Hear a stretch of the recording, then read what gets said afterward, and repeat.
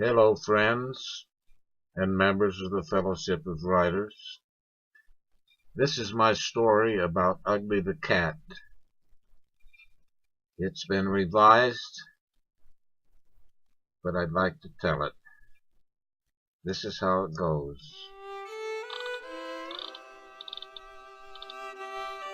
Everyone in the apartment complex I live in knew who Ugly was. Ugly was the resident tomcat. Ugly loved three things in the world: fighting, eating garbage, and shall we say love. The combination of these three things combined with life spent outside had their effect on Ugly.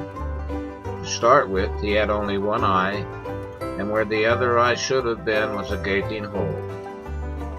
He was also missing his ear on the same side. His left foot appeared to have been badly broken at one time, and had healed in an unnatural angle, making him look like he was always turning the corner. His tail had long since been lost, leaving only the smallest stub, which he would constantly jerk and twitch. Ugly would have been a dark gray tabby striped cat, except for the sores covering his head, neck, and even his shoulders with a white yellow scab. Every time someone saw Ugly, there was the same reaction: "That's one ugly cat." And the children were warned not to touch him. The adults threw rocks at him, hosed him down, and squirted him. When he tried to come in their homes, they'd shut his paws in the door when he would not leave. Ugly's always had the same reaction. If you turned the hose on him, he would stand there getting soaked until you gave up and quit.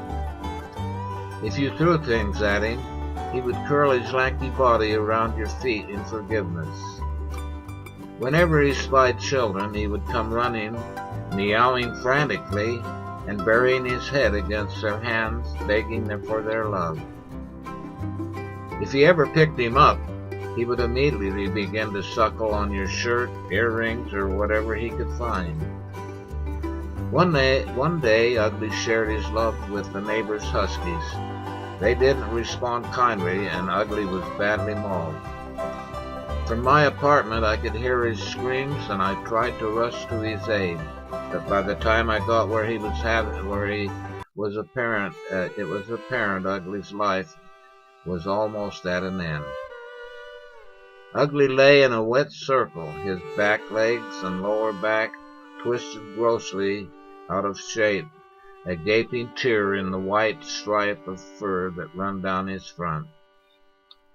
As I picked him up, I tried to carry him home. I could hear him whistling and gasping. Never once did he try to bite or scratch me, or even try to get away from me, or even struggle in any way. Ugly just looked up at me, completely trusting in me to relieve his pain. Ugly died in my arms before I could get inside, but I sat and held him for a long time afterwards, thinking about how one scarred, deformed little stray could so alter my opinion about what it means to have true pureness of spirit, to love so totally and truly.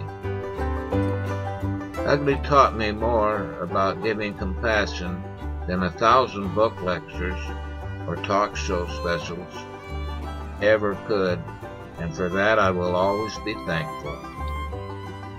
He had been scarred on the outside, but I was scarred on the inside, and it was time for me to move on and learn love truly and deeply, to give my total to those I cared for. Many people want to be richer, more successful, well-liked, and beautiful, but for me, I will always want to be ugly.